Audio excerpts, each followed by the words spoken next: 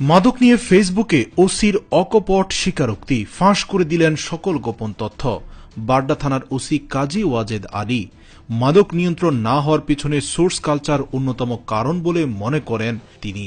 মাদক নির্মূল না হওয়ার পিছনে পুলিশের ব্যর্থতার কথাও অকপটে স্বীকার করেছেন তিনি। সাম্প্রতিক একাধিক ফেসবুক স্ট্যাটাসে নিজের অভিজ্ঞতা ব্যক্ত করেছেন কাজী ওয়াজেদ আলী। তিনি বলেন, পুলিশের সঙ্গে থেকে অভিযানের তথ্য গোপনে ফাঁস করে দেয় সোর্সরা। এসব তথাকথিত সোর্স নামধারী মাদক ব্যবসায়ীরা শুধুমাত্র ওইসব ব্যবসায়ীকে ধরিয়ে দেয় যারা ওদের পেমেন্ট দেয় না। তাই মাদক ব্যবসায়ীরা কখনো কখনো পুলিশের চেয়ে কথিত সোর্স বা ফরমারদের বেশি ভয় পায়।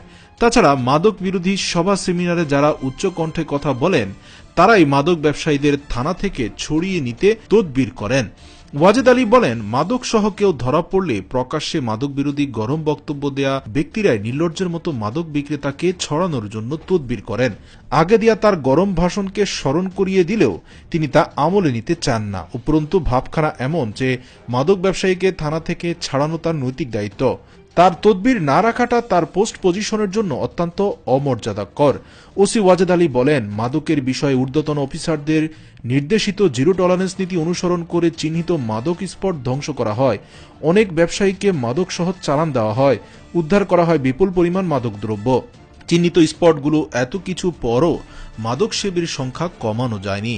তিনি জানান, থানায় রুজুকৃত মামলায় 40% মাদকের, তারপরও কমছে না মাদক সেবীর সংখ্যা। উত্তরে মাদক বিক্রি বন্ধ করলে শুরু হয় দক্ষিণে, আবার দক্ষিণে যেতে যেতেই পূর্বে। অনেকটা কানামাছি খেলার মতো। আমাদের সাফল্যের পর্দাটা শুধুমাত্র সংখ্যা আর তথ্য নির্ভরই মনে হয়। তাই আইন প্রয়োগকারী সংস্থার মাঠ পর্যায়ের কর্মকর্তাদের সঠিকভাবে মাদক বিরোধী কর্মকাণ্ড পরিচালনায় মানসিকতার পরিবর্তন আনাটা জরুরি। পুলিশের সোর্সদের বিষয়ে ওয়াজেদ আলী বলেন, মাদকের ছেয়ে থাকা এলাকায় মাঠ পর্যায়ে কাজ করতে গিয়ে লক্ষ্য করা গেছে আইন শৃঙ্খলা রক্ষাকারী বাহিনীর তথাকথিত সোর্স নামধারী কিছু লোক এলাকার মাদক ব্যবসাগুলোকে নিয়ন্ত্রণ করে। তারা কখনো পুলিশের সঙ্গে সখ্যতার সুযোগে মাদক ব্যবসায়ীদের কাছ থেকে সপ্তাহ মাসিক বিভিন্ন সুবিধা নিয়ে ব্যবসার সুযোগ গ্রহণ করে দেয়। তিনি বলেন, এই সকল কিছু যদি এভাবে চলতে থাকে, সোর্সদেরকে তো কখনোই পুলিশরা ধরবে না, কারণ তারা তো বিশ্বস্ত সোর্স। আর সোর্সরাই যদি মাদক ব্যবসার 80% নিয়ন্ত্রণ করে, তাহলে আপনি ক্রস ফায়ার দিয়ে কাকে মারলেন? ক্রস ফায়ার দিয়ে যাদেরকে মারলেন তারা তো অবশ্যই সাধারণ মাদক ব্যবসায়ী অথবা ছুচকা মাদক ব্যবসায়ী। সেন্ট্রাল ব্রেইনদেরকে তো ধরা যাচ্ছে না। আবার কখনো ধরিয়ে দেওয়ার ভয় দেখিয়ে ওদের কাছ থেকে সুবিধা আদায় করে এই সকল টপ সোর্সরা।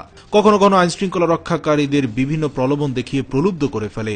কখনো মাদক ব্যবসায়ী ধরতে পারলে বা মাদকদ্রব্য উদ্ধার করতে পারলে সোর্স মানি হিসাবে উদ্ধারকৃত মাদকের অংশ দাবি করে। অনেক ক্ষেত্রে সোর্সরাই মাদক ব্যবসায় জড়িয়ে পড়েন, উপর থেকে কিন্তু তারাই নিয়ন্ত্রণ করে।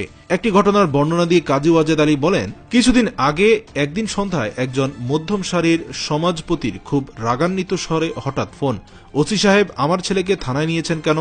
ওনার ছেলের নামটা শুনে নিয়ে বললাম, আমি একটু জেনে বলি। যে অফিসার নিয়ে এসেছে তাকে জিজ্ঞেস করে জানতে পারলাম ওনার ছেলের কাছে 2 পিস নেশাজাতীয় ইয়াবা ট্যাবলেট পাওয়া গেছে। বিষয়টা ওনাকে বলার সঙ্গে সঙ্গে তেলে বেগুনে জ্বলে উঠলেন। বললেন, এটা কখনোই হতে পারে না, আমার ছেলে মোটেও খারাপ না, সে এসবের সঙ্গে জড়িত হতে পারে না। আপনার অফিসার অসত্য বলছে, আপনি থানায় থাকেন, আমি এখনই আসছি। কিছুক্ষণের মধ্যে গজগজ করতে করতে হাজির হলেন ভদ্রলোক। আমার অফিসার অফিস কক্ষে নিয়ে এলো ওনার ছেলেকে। আমার সম্মুখে ভদ্রলোক রীতিমতো জেরা শুরু করলেন আমার অফিসারকে। থামিয়ে দিয়ে বললাম, কথা বলেন আপনার ছেলের সঙ্গে। সুন্দর চেহারার উজ্জ্বল ফর্সা কলেজ পড়ুয়া ছেলেটিকে দেখে সে ইউরোপিয়ান নাকি পশ্চিমা তা প্রথমে ঠাউর করতে পারলাম না। মুখে দাড়ির স্টাইলটা দেখে মনে হলো সৌদি আরবের রাজা বাচ্চা হবে হয়তো। আবার মাথার চুলের স্টাইল যে কাকে অনুকরণ করে করা হয়েছে তা ঠিক আন্দাজ করতে পারলাম না। ডান কান ঝুলন্ত রিং আর হাতের রাবার ও স্টিলের বালা, ঝুলে ঝুলে হাঁটার ভাব দেখে মনে হলো এখনই পড়ে যাবে। টোটাল স্টাইলটা চোখে লাগার মতো। বাবার জিজ্ঞাসা, তোমাকে পুলিশ ধরল কেন? ছেলের জবাব, ড্যাড, আমার কোনো বডি রিকভারি ছিল না। বডি রিকভারি কথাটা শুনে হকচকিয়ে গেলাম। বুঝলাম যথেষ্ট সমঝদার।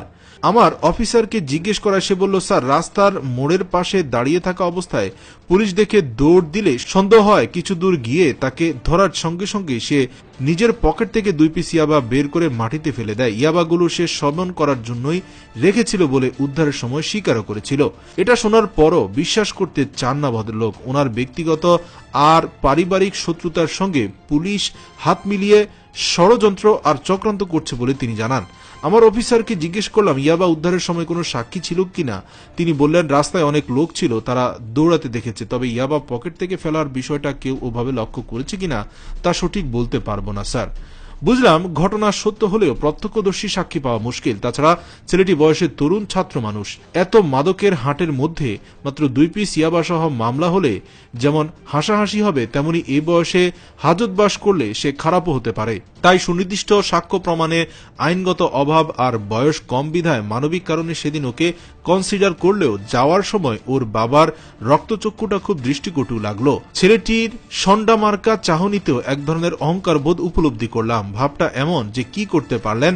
ঘটনার প্রায় 2 মাস পর ওই ভদ্রলোক একদিন আমাকে আবার ফোন করলেন। এবার অনেক নরম কণ্ঠে বললেন, ভাই আমি কি আপনার সঙ্গে একটু সাক্ষাৎ করতে পারি? বললাম, কেন নয়, আসুন।